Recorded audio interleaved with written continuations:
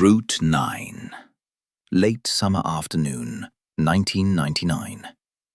Traffic hums past a failing roadside kiosk, peeling paint, half-empty shelves, a hand-painted sign that reads, Webb's Grocery. A black Mercedes swerves erratically, tires screeching. The door flies open. Catherine Hartwell, 56, stumbles out, clawing at her throat. Her inhaler hits the pavement, rolls away. She collapses 6 feet from the kiosk entrance. Cars pass. No one stops. Inside the kiosk, Marcus Webb, 31, is counting a drawer of crumpled bills. His 3-year-old son, Daniel, plays with a cardboard box behind the counter, making truck sounds. A woman's gasp cuts through the afternoon heat. Marcus's head snaps up. He runs. 2.5 years earlier. Rain hammers a cemetery outside Richmond, Virginia. Marcus Webb, 28, stands at a graveside holding a 2-week-old baby, wrapped in a hospital blanket. His wife, Elena's casket is being lowered into the ground. Across from him, Elena's family stands in expensive black coats. Her mother, father, and older brother. Their faces are stone. Elena's mother steps forward, voice cold and sharp. You killed her. Marcus flinches, but doesn't speak. The baby whimpers. She gave up everything for you.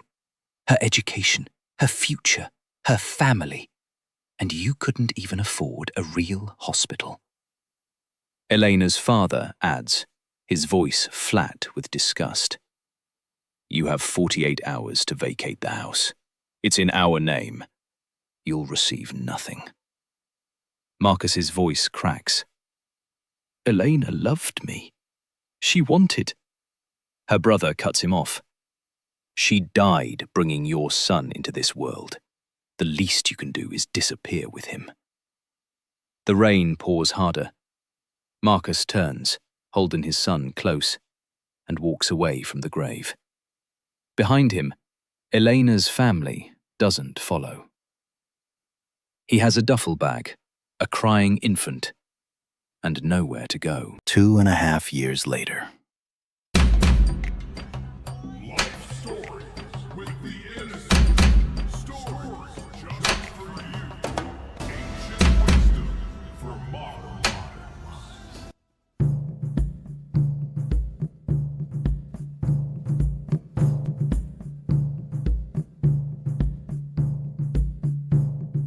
Marcus stands behind the counter of his roadside kiosk, the kind of place people stop at for cigarettes, lottery tickets, and cheap snacks. The shelves are sparse, half filled with off-brand chips, dented cans, day-old bread. It's 6 p.m. He counts the register, $47. A customer pays for gas with a 20, drives off before Marcus can give him his change. Marcus doesn't chase him. He can't leave Daniel alone. Daniel, now 3, sits on a blanket in the corner, coloring with 2 broken crayons. His shoes are too small. His shirt has a juice stain that won't come out. Marcus closes the register, locks the front door. The back room is barely 10 feet wide. A thin mattress on the floor, a space heater that doesn't always work, Daniel's stuffed bear with one missing eye. They eat peanut butter sandwiches in silence. That night, Marcus lies awake, staring at the ceiling. Daniel is curled against his chest, breathing softly. Marcus whispers into the dark, Your mama would have given you everything, buddy. A real house, a real bed. I'm sorry. I'm so sorry. The boy doesn't stir. Outside, trucks rumble past on Route 9. Marcus sprints across the gravel lot. Catherine Hartwell is on her side, gasping, lips turning blue. Her inhaler lies 3 feet away, cracked and nearly empty. Marcus grabs it, shakes it. One weak puff left. Ma'am, Ma'am, can you hear me? Her eyes flutter. She nods, barely. He presses the inhaler to her lips. Breathe. Just one more. Come on. She inhales weakly. Her breathing steadies, slightly, but she's still struggling. Marcus's mind races. The hospital is 12 miles away. She won't make it. He looks back at the kiosk. Daniel is standing in the doorway, scared. Daddy? Marcus runs inside, yanks open the register. $23 in 5s and 1s. It's all he has until Saturday. Rent is due Monday. He grabs it anyway, kneels in front of Daniel. Buddy, I need you to do something very important. Stay right here and watch the lady, okay? Don't leave this spot. Daddy will be right back. Daniel nods, eyes wide. Marcus kisses his forehead and runs. 4 blocks. The pharmacy is 4 blocks west. Marcus's lungs burn. His vision blurs. He hasn't eaten since yesterday. He slams through the pharmacy door, gasping. Inhaler, albuterol. I need one, now. The pharmacist, a middle-aged woman with glasses, barely looks up. You got a prescription? No, but there's a woman dying outside my shop. Can't sell it without a prescription. Marcus slams the $23 on the counter, voice breaking. Please, she can't breathe. She's going to die. The pharmacist stares at him. A long, terrible silence. Then she sighs, pulls an inhaler from the shelf behind her. $19.99. Marcus shoves the bills across. She hands him the inhaler and 3 pennies in change. He's already running. When Marcus returns, Catherine is barely conscious. Daniel is kneeling next to her, holding her hand. Lady, my daddy's coming back. He promised. Marcus drops to his knees, chest heaving, hands shaking so badly he almost drops the inhaler. I've got you. Breathe. Please, breathe. He administers it. 2 puffs. Catherine's chest rises. Once, twice. Her eyes open. Color returns to her face. She looks up at Marcus, and tears spill down her cheeks. You saved my life. Marcus collapses back onto the gravel, gasping for air, covered in sweat. Daniel crawls into his lap. Catherine sits up slowly, still shaking. She looks around. Really looks. The kiosk with its cracked windows. The barefoot child. The man in a faded t-shirt who just ran 4 blocks to save a stranger. She reaches into her purse with trembling hands. Catherine pulls out a leather checkbook, uncaps a pen. Her hand is still shaking, but she writes carefully. $1,000. She tears it out, holds it toward Marcus. What's your name? Marcus stares at the check. His mouth goes dry. $1,000. Rent, food, Daniel's shoes, medicine, a safety net. His hands tremble as he reaches for it. Then he stops. He sees Elena's mother's face, hears her voice. You couldn't even afford a real hospital. He closes his eyes. Then, slowly, carefully, he hands the check back. I don't take money for kindness, ma'am. Catherine freezes. What? I'm just glad you're okay. She stares at him like he's spoken a foreign language. But your son, this place, you need... Everyone deserves help when they need it. His voice is quiet but firm. No charge for that. Silence. Catherine looks down at the check in her hand, then back at Marcus. Something in her chest cracks open. What's your son's name? Daniel. And yours? Marcus Webb. She folds the check, tucks it back into her purse. Marcus Webb. She repeats it like a prayer. I won't forget that name. She stands, still unsteady. My name is Catherine Hartwell. A pause. I lost my husband 2 years ago. Her voice breaks slightly. I know what it's like to feel alone in the world. Marcus nods, understanding passing between them without words. I'm sorry for your loss, Mrs. Hartwell. She looks at him for a long moment, then at Daniel, who waves shyly. May I come back sometime? To buy groceries, I mean. Marcus smiles, small, cautious. You're always welcome, ma'am. Catherine drives away in her Mercedes. Marcus watches her go, then looks down at his empty hands. $3.03. That's all that's left.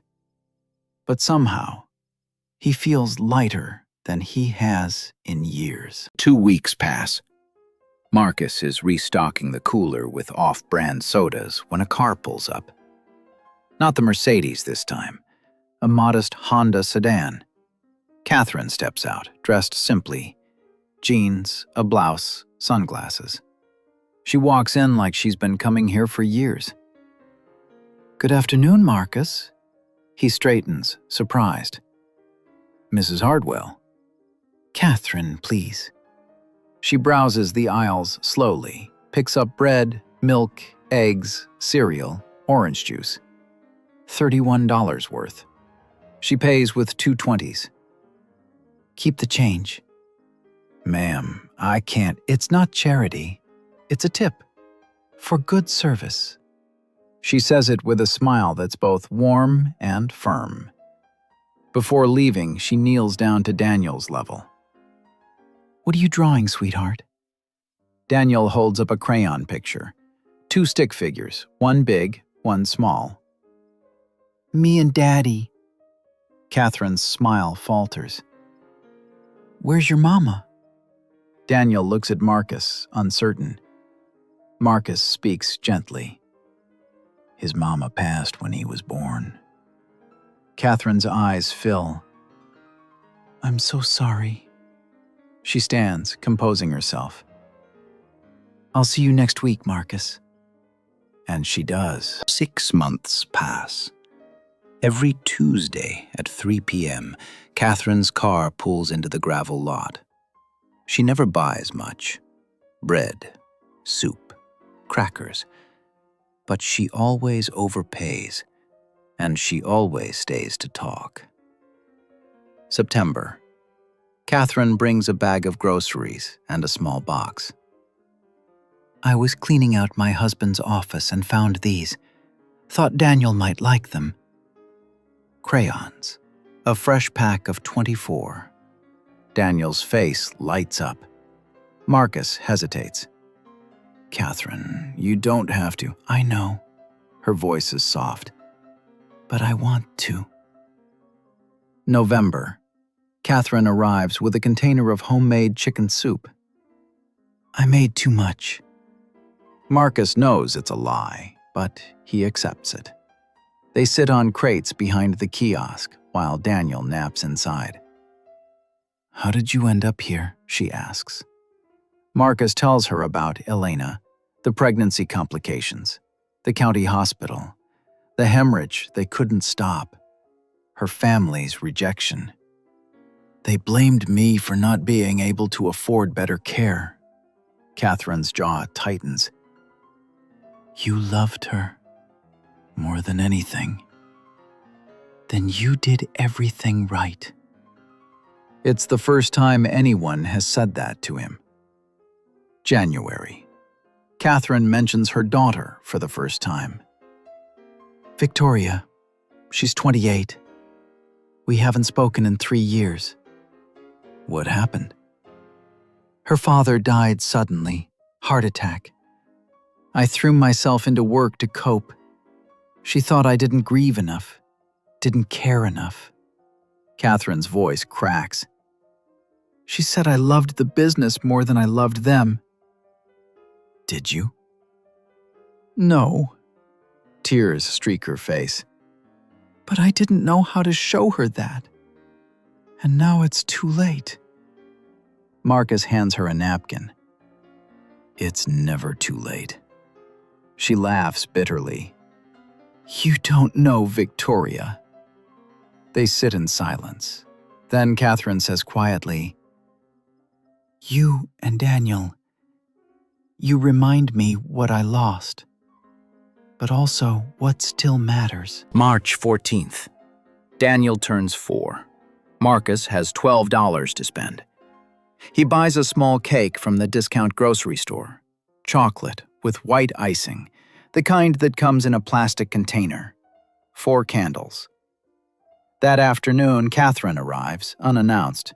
She's carrying a wrapped box. I hope I'm not intruding. Marcus is stunned. You remembered? Of course I did. Inside the box, a wooden train set. Simple, but beautiful. Hand-carved. Daniel tears into it, eyes huge. A train! Daddy, look! Marcus pulls Catherine aside. Catherine, this is too much. Marcus. She puts a hand on his arm. Let me do this, please. He relents. The 3 of them sit on upturned crates behind the kiosk, eating cake with plastic forks. Daniel pushes his train around in circles, making chugging sounds. Catherine watches him, tears streaming silently down her face. Marcus notices.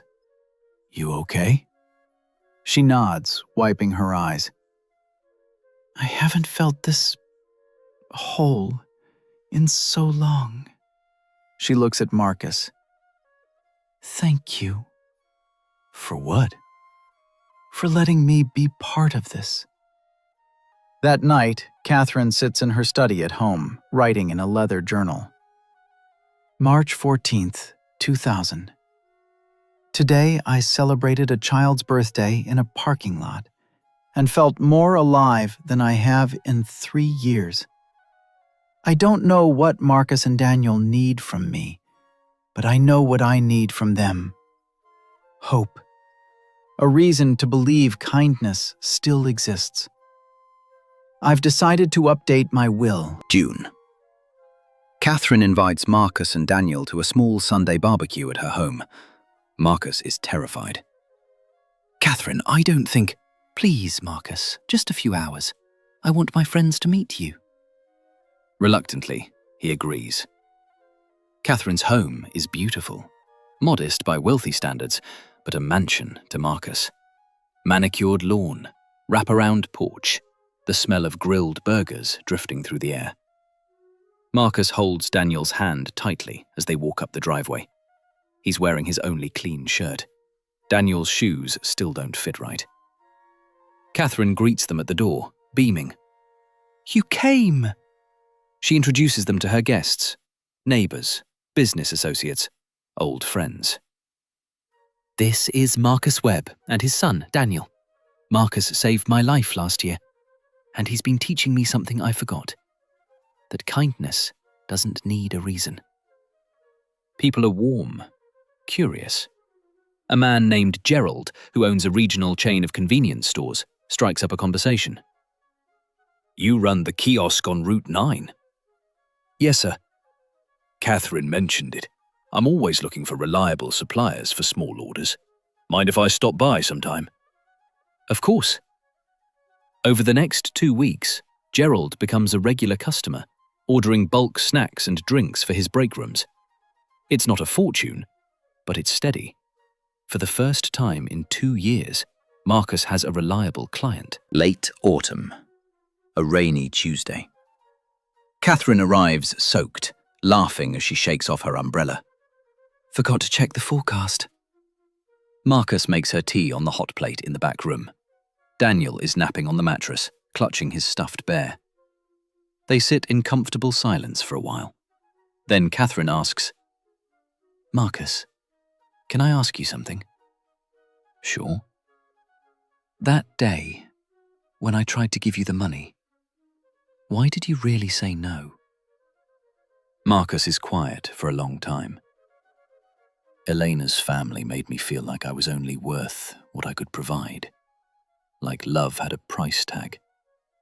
He stares into his tea. When she died, they threw that in my face. Said I killed her because I couldn't afford better.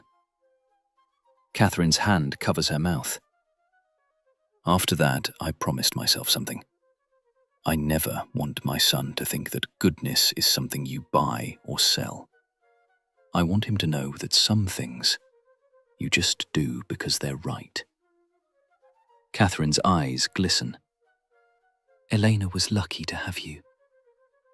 I was the lucky one. A pause.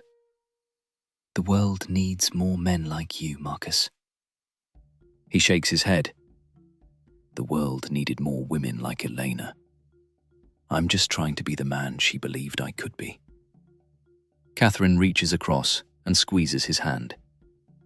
You already are. Winter arrives harsh and early. Route 9 traffic slows to a trickle. Gerald's company downsizes. He apologetically cancels the bulk orders. Marcus's income drops by half overnight. He starts skipping meals, wears 2 sweaters instead of running the heater. Daniel notices. Daddy, aren't you hungry? I ate earlier, buddy. It's a lie. Catherine notices too. Marcus is thinner. His eyes are hollow. She tries to help, offers to pay his rent as a loan. He refuses. You've already done more than enough. Marcus, please. No. His voice is firm, but not unkind. I have to do this myself. She respects his pride, but it breaks her heart. Early spring, 2002. Catherine arrives looking tired, but strangely at peace. I updated my will last week. Marcus frowns. Why are you telling me that? Because life is fragile. That day on this road taught me that. She pulls an envelope from her purse, hands it to him. Don't open this unless something happens to me. Marcus tries to hand it back. Catherine, nothing's going to happen. Promise me, Marcus. Her voice is urgent. He hesitates, then nods. I promise. She exhales, relieved. Then she kneels down, hugs Daniel tightly. You be good for your daddy, okay? I will, Miss Catherine.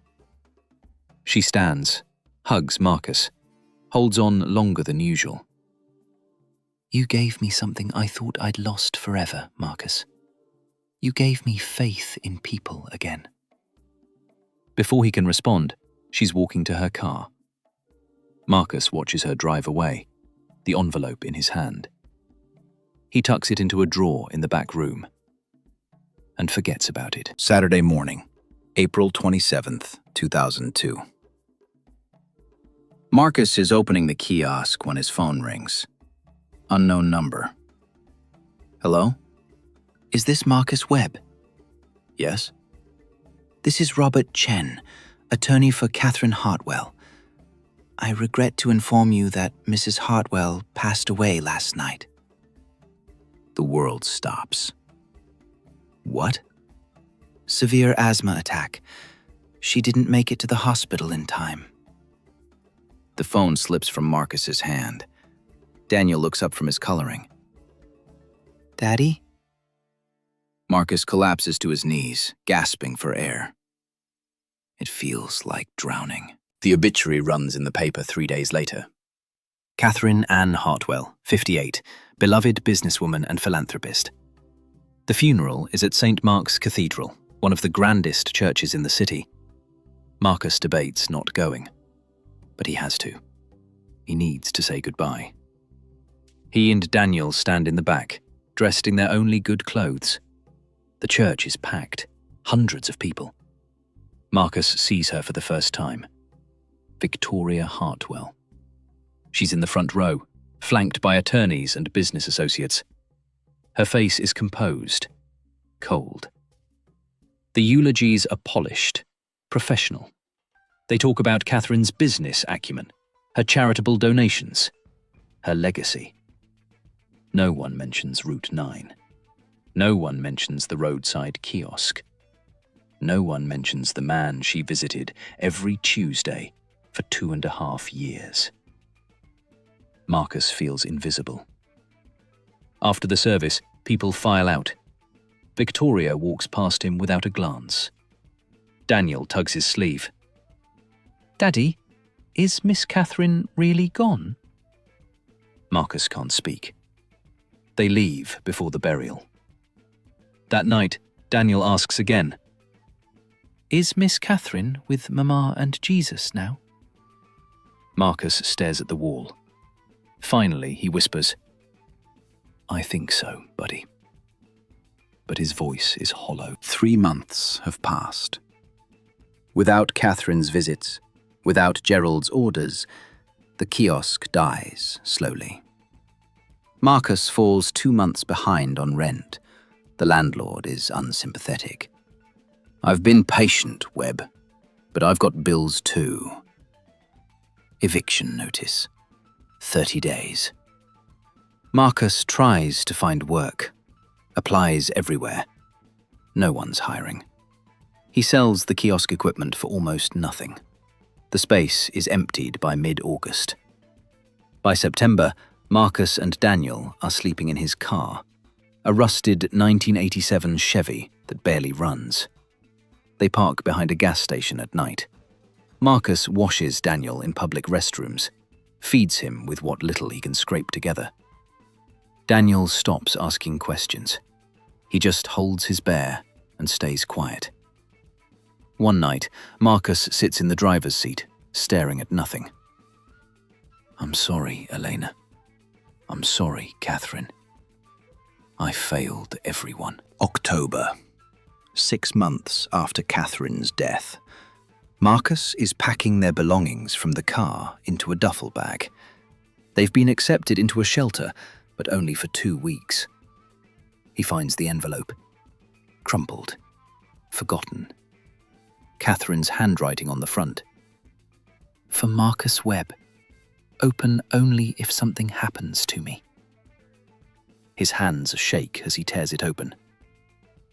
"Dear Marcus, if you're reading this, I'm gone. Please don't grieve too long.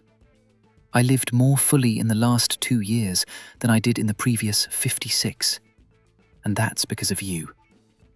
You taught me that goodness still exists, that kindness doesn't need a transaction, that angels walk among us, and sometimes they run roadside kiosks. I know you. I know you'll refuse help, even when you need it most. So I'm asking you, please, don't be too proud. When help comes, let it in. You earned it, Marcus.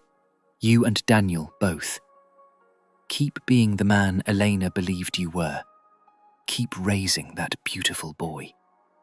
You saved my life twice, once with an inhaler, once with your friendship.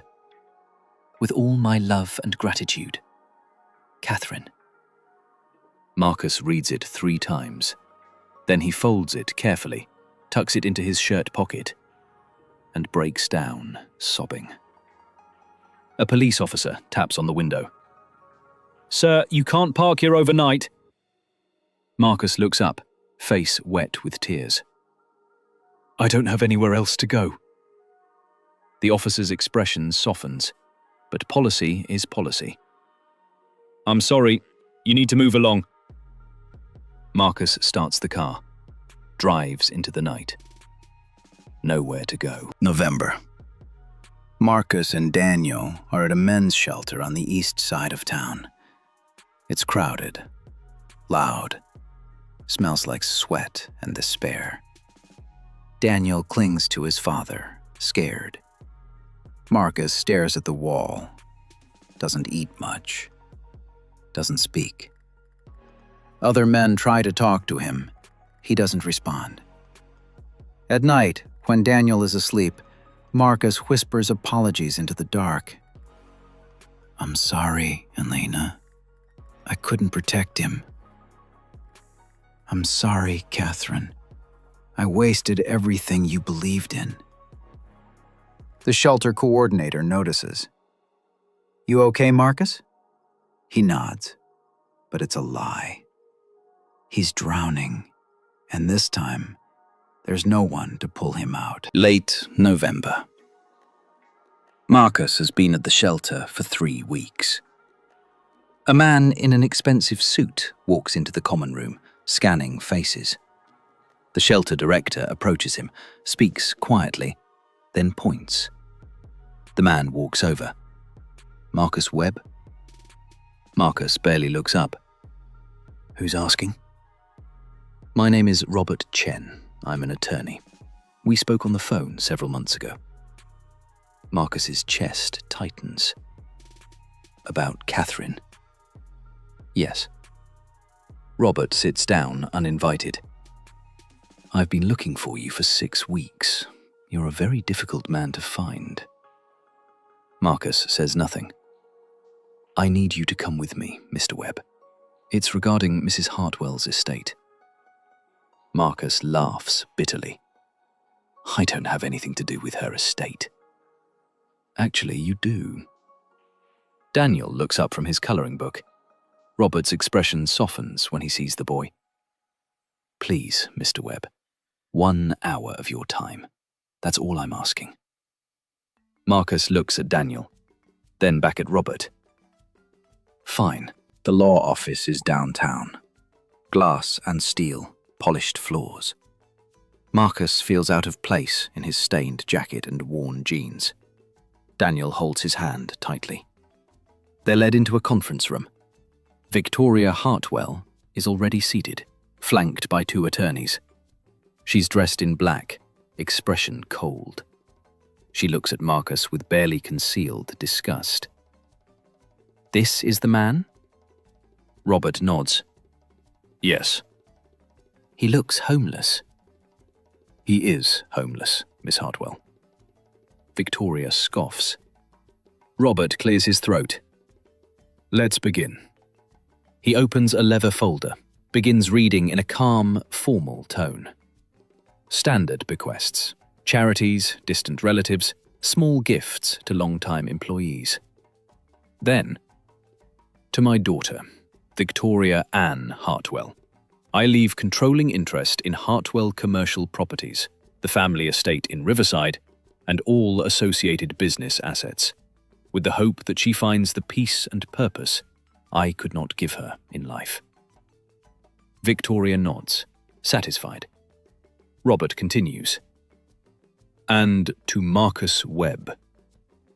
The room goes silent. Victoria's head snaps up. "I leave the following. My personal residence at 1247 Riverside Drive. The ranch property in Millbrook, consisting of 43 acres. My 2 personal vehicles, a 2001 Honda Accord and a 1998 Jeep Cherokee. And a trust fund in the amount of $2 million, to be used for the care and future of his son, Daniel, and to continue the work of kindness he showed to a stranger on Route 9. The words hang in the air. Marcus stops breathing. Victoria erupts. "What?" She slams her hands on the table. "This is insane! You can't! He manipulated her! He's a con artist!" Robert remains calm. Mrs. Hartwell was of sound mind and body when she executed this will. It was updated 7 times over the past 2.5 years. The final version was signed and notarized 3 days before her death. "I'll contest it. You're welcome to try, but I should inform you that Mrs. Hartwell anticipated that possibility." He slides a sealed envelope across the table to Marcus. "She left this for you." Marcus's hands tremble as he opens the envelope. Inside, 3 pages. Catherine's elegant handwriting. He reads aloud, voice breaking. Dear Marcus, if Robert is reading this will, then I'm gone, and I pray to God you're still the man I knew. The one who refused $1,000 because he doesn't take money for kindness. I know what you're thinking. This is too much. You didn't earn it. You don't deserve it. But Marcus, you're wrong.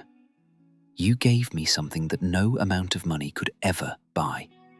You reminded me that goodness still exists in this world, that people can love without expecting anything in return, that kindness isn't a transaction, it's a choice.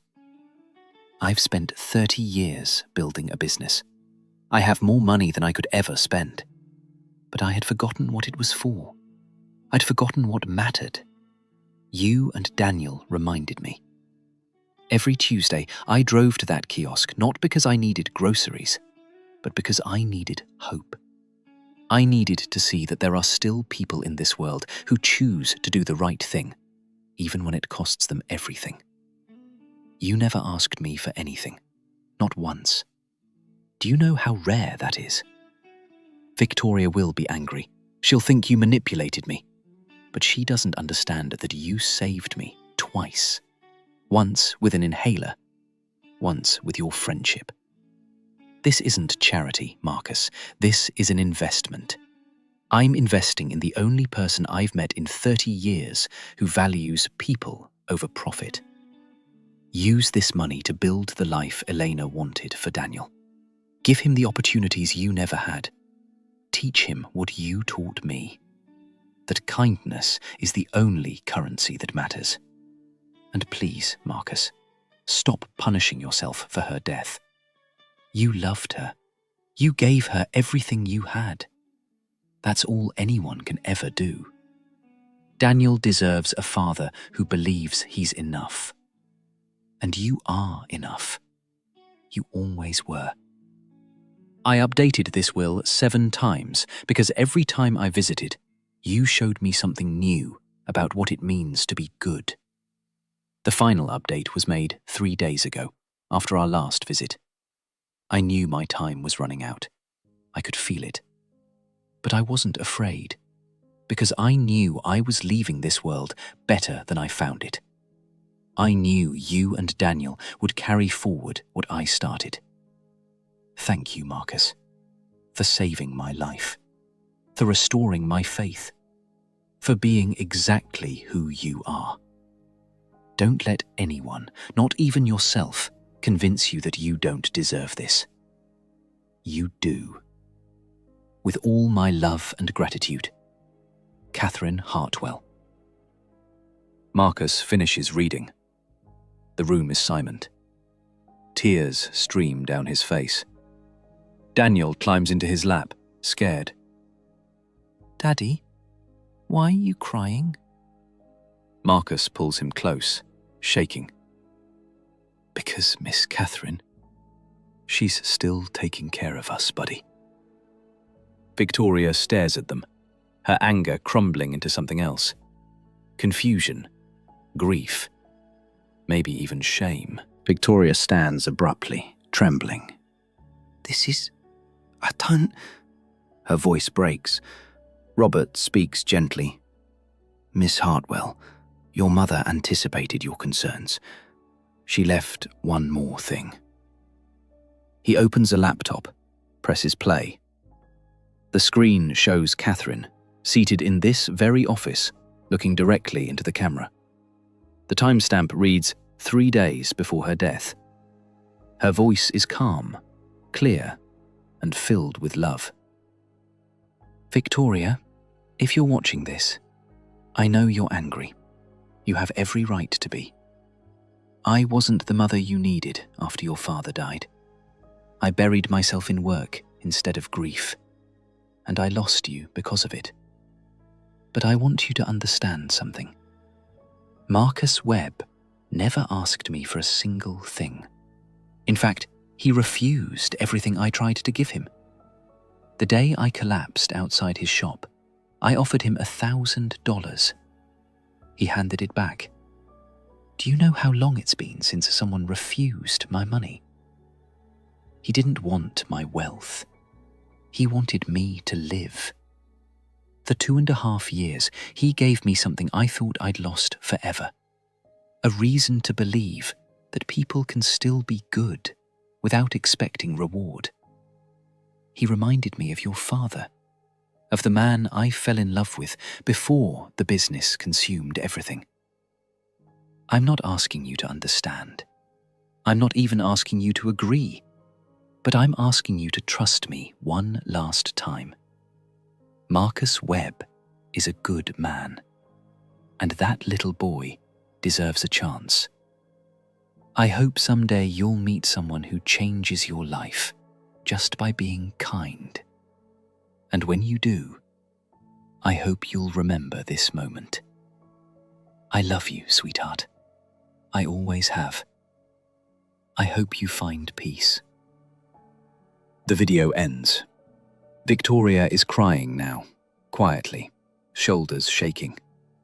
She looks at Marcus, really looks at him for the first time. Sees a man in threadbare clothes holding a scared child. Sees the exhaustion in his eyes, the shame, the weight. She whispers, "She really cared about you, didn't she?" Marcus nods, unable to speak. Victoria wipes her eyes. My mother was right about a lot of things. I couldn't see it. She stands, composing herself, looks at Robert. I won't contest the will. Then to Marcus. I'm sorry for what I said. You didn't deserve that. Marcus's voice is hoarse. You loved her. That's all that matters. Victoria nods once, then leaves. Robert drives Marcus and Daniel to 1247 Riverside Drive. The same house where Marcus once attended a barbecue, feeling out of place and ashamed. Daniel's eyes go wide as they pull into the driveway. We're going to Miss Catherine's house? Robert smiles. It's your house now. Inside, everything is exactly as Catherine left it. Photos on the mantel, books on the shelves, the smell of lavender sachets. And there, on the living room wall, a framed photograph. Marcus, Catherine, and Daniel at the birthday party, sitting on crates, eating cake. Beneath it, a small brass plaque. The family I found on Route 9. Marcus collapses to his knees. Daniel kneels beside him. Daddy? Marcus pulls him close, sobbing. We're going to be okay, buddy. We're finally going to be okay. Time jump. November 2003. The 43-acre ranch in Millbrook has been transformed. What was once unused farmland is now a thriving community support center. A large wooden sign at the entrance reads, Elena and Catherine's Place, a community of kindness. Inside, the converted barn serves multiple purposes. A food pantry stocked with fresh groceries. A job training center with computers and workshops. Temporary housing for families in crisis. A daycare where children play or their parents attend classes. Marcus walks through the main hall, greeting people by name. A single mother hugs him, crying. Thank you. You saved us. Marcus shakes his head. You saved yourselves. We just gave you a chance. Daniel, now 6, helps serve lunch in the cafeteria. He wears a name tag. Daniel Webb, Junior Volunteer. An older woman asks him, Why do you help here, sweetheart? Daniel smiles. Because my daddy says kindness is something you pass on, like my mama and Miss Catherine did. In the corner, Victoria Hartwell volunteers quietly, serving meals alongside her mother's memory. She and Marcus aren't close, but they're healing. She approaches him at the end of the day. You know, my mother would have loved this. Marcus smiles. I think she already knew it would happen. Victoria nods, eyes glistening. Thank you for letting me be part of it. A year later, November 2004. Marcus drives past the old kiosk site with Daniel in the passenger seat. It's a coffee shop now. Bright, clean, busy. Marcus pulls over, parks. They walk to the exact spot where Catherine collapsed. Marcus kneels, places a bouquet of white lilies on the ground. Daniel kneels beside him. Is this where you met Miss Catherine? Yeah, buddy. Right here. A young woman exits the coffee shop, notices them. Did someone you know die here? Marcus stands, smiles gently. No. Someone lived here. The woman looks confused. Marcus continues. This is where I learned that kindness doesn't have a price, and that the people who save us don't always know they're doing it. She nods slowly, moved by something she doesn't quite understand. Marcus and Daniel return to the car. As they drive away, Daniel asks, Do you think Miss Catherine knows what we're doing? Marcus looks at his son, so much like Elena. I think she always knew. Fall 2005. 3 years after Catherine's death. Elena and Catherine's place celebrates its 3rd anniversary. 500 people attend. Families whose lives were changed. Volunteers, community leaders. Marcus stands at a podium, Daniel beside him. He's asked to say a few words. 3 years ago, I was homeless. Broken. I'd lost everything. And then a lawyer found me and told me that a woman I'd only known for 2.5 years had left me more than I could ever deserve. People ask me all the time, why did she do it? And the answer is simple. Because I refused to take money for kindness. Catherine taught me something I'd forgotten. That the things we do for others, without expecting anything back, those are the things that outlive us. My wife Elena loved me when I had nothing. She gave me our son. Catherine reminded me what that love meant. She gave me hope. And now, we get to pass that forward. This place isn't mine. It belongs to every person who's ever chosen kindness over profit, love over fear, hope over despair. It belongs to Elena, to Catherine, and to every person who's walked through these doors and decided to pay it forward. Daniel tugs his sleeve. Marcus kneels down. Daddy, why do we help all these people? Marcus smiles. Because a long time ago, your mama loved me when I had nothing. And then a lady named Catherine reminded me what that felt like.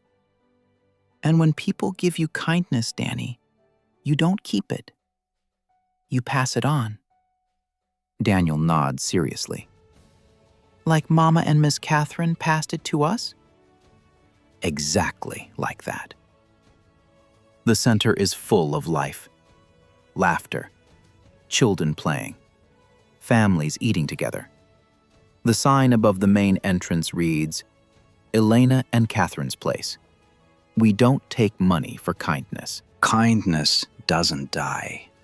It multiplies in the hands of those who receive it. It outlives bank accounts and business empires. It survives grief, loss, and even death itself. Because the people who teach us to be kind never really leave. They live on in every act of grace we pass forward, in every stranger we help, in every child we teach, in every life we touch without expecting anything in return. That is the inheritance that matters. That is the legacy that lasts. We have come to the end of the story. Tell us what you have learned from this story, and do not forget to share, like, and subscribe to the channel for more real-life stories.